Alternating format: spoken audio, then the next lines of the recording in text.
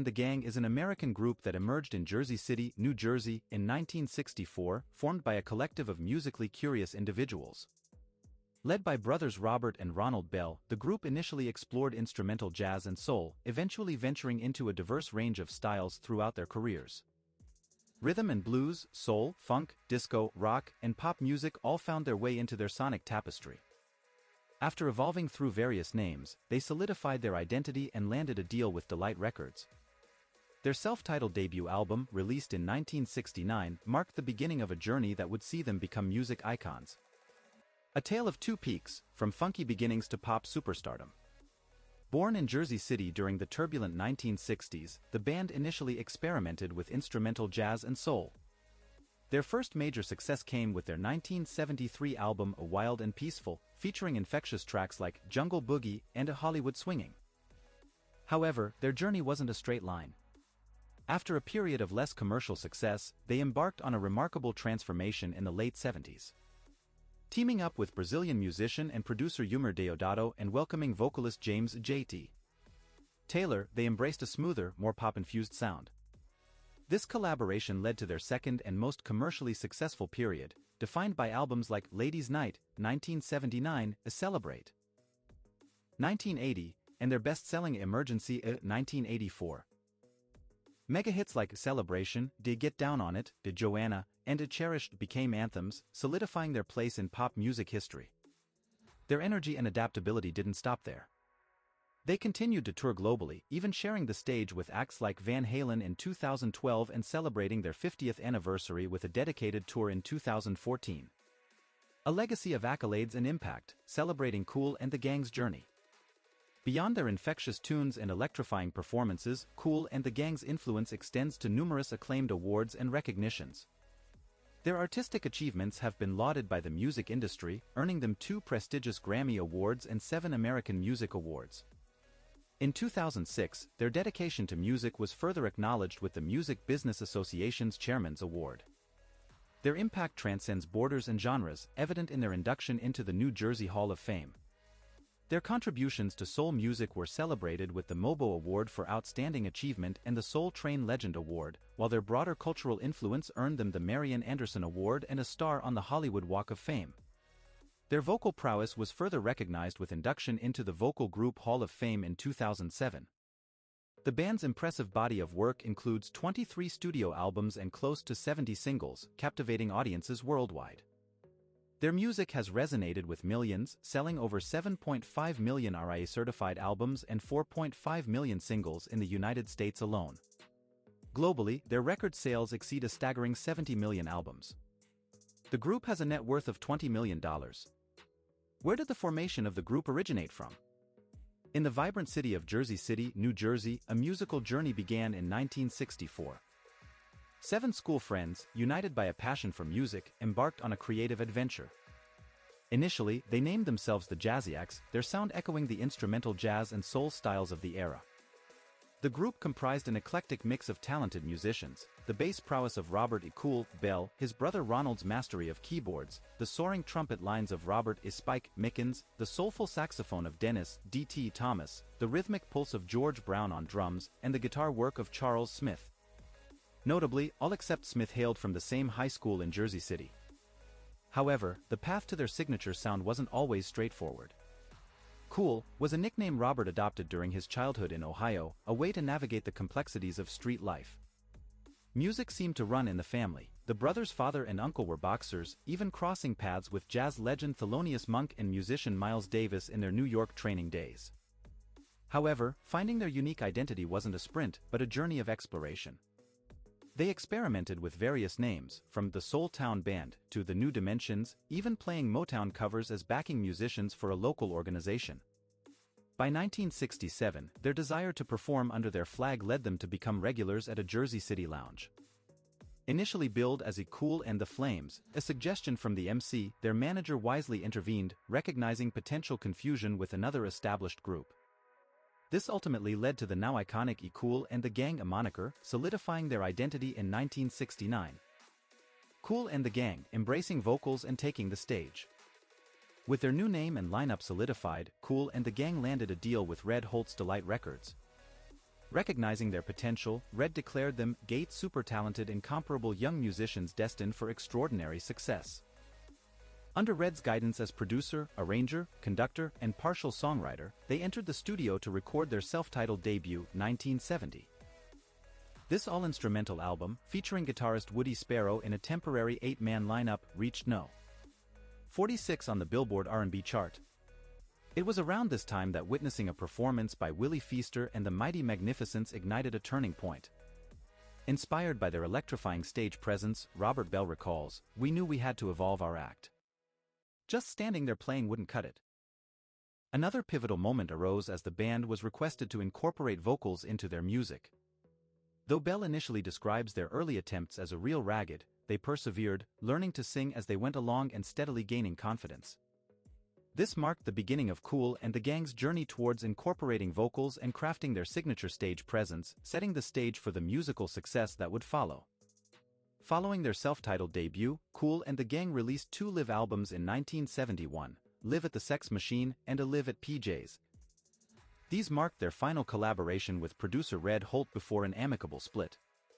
Their self-produced music Is the Message arrived in July 1972, reaching No. 25 on the R&B chart. November saw the release of The Good Times, featuring the band with a string section and blending jazz, rock, and instrumental elements, defying easy genre categorization. Despite falling short of their radio airplay expectations, this album pushed them to explore alternative paths to breakthrough. First commercial success and low period. Kool and the Gang embraced disco by 1973, transforming into a harder, funkier, tighter unit, Robert Bell says. Though they didn't frequent discos, disco culture influenced them.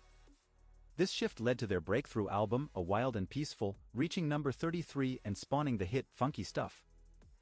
Jungle Boogie and A Hollywood Swinging further propelled them, cracking the top 10 and reaching millions of listeners beyond their initial audience. Both songs achieved gold certification, exceeding 1 million copies sold. Following their Glide of Worlds album in 1974, featuring the hit instrumental Summer Madness, Kool and the Gang's trajectory continued its upward climb. They landed a prestigious spot on the Soul Train television show in October 1974. The band further expanded in 1975 with the addition of Larry Gittens from the Stylistics, releasing A Spirit of the Boogie, which included the top 40 hit of the same name. Their momentum carried through to 1976 with the release of Love and Understanding, a unique blend of studio and live recordings. From disco disappointment to redefining their groove. By the mid-70s, Kool and the Gang's sound wasn't resonating as strongly. Critics like Rolling Stone's Jeff Himes found their loose and greasy approach out of step with the disco era's polished sound. The 3 albums released then, Open Sesame, The Force, and Everybody's Dancin', didn't capture the same magic as before. Bandleader Robert Bell later admitted, "We bent our style and it didn't feel right." In an attempt to embrace disco trends, these albums featured female vocals and strings, but Bell also confessed, "We got too fancy, lost our core sound, and the audience noticed." This stylistic shift impacted their bookings, leading to fewer performances. Reviews were harsh, with one headline declaring it Kool and the Gang have gone bland. Critic Mike Duffy lamented, "They've joined the disco bandwagon, losing their raw edge." This period wasn't just a commercial slump, it marked a turning point for Kool and the Gang. It pushed them to re-evaluate their sound and ultimately led to their reinvention and massive success in the 80s. Kool and the Gang, embracing new voices and sounds. Seeking a new direction, in the late 70s, Kool and the Gang's sound wasn't clicking. Enter promoter Dick Griffey, who proposed adding a dedicated lead vocalist for more impact. James Gajite Taylor, with his warm vocals and ballad expertise, joined the band, facing initial resistance from some members accustomed to female vocalists. Evolution through collaboration. Their collaboration with producer Yumar Deodato marked another turning point. Deodato, initially the second choice after Stevie Wonder, guided them towards pop and dance music, emphasizing catchy hooks and choruses. This shift further differentiated them from their disco experiments on albums like The Force and Everybody's Dancin'. New additions, bolder sound, Earl Toon Jr.'s inclusion added another layer to the evolving ensemble. With a dedicated vocalist and a producer pushing boundaries, Kool and the Gang was primed for the reinvention that would define their 80s success. Kool and the Gang, a decade of celebration and chart-topping hits, 1979 to 1987. Reinvention and rise to stardom. Kool and the Gang's collaboration with producer Yumir Deodato proved transformative. Albums like Ladies' Night and A Celebrate delivered smash hits like Too Hot and the iconic A Celebration, which hit #1 on the Billboard Hot 100. This pop and dance-oriented shift propelled them to unprecedented success. Continued momentum. They maintained their momentum with Something Special and As One, though the latter fell short of previous sales. Seeking greater control, they self-produced In the Heart, featuring the chart-topping Joanna. Their collaboration with Jim Bonifant solidified this success with Emergency, their highest-selling album, over 2 million copies, boasting 4 US top 20 singles. Global impact and beyond. Beyond their albums, Kool and the Gang participated in the international hit, Do They Know It's Christmas?, showcasing their global influence. By 1986, they had surpassed Michael Jackson in the top 40 singles, achieving remarkable chart dominance. Touring advocacy and farewell. A 50-city U.S. tour saw them promote education among schoolchildren, demonstrating their social consciousness. After a successful run, J.T. Taylor departed for a solo career, later returning to the band. Later career. Kool and the Gang, from vocal shifts to enduring success, 1988-present. Evolution beyond J.T. Taylor. J.T. Taylor's 1988 departure for a solo career marked a change.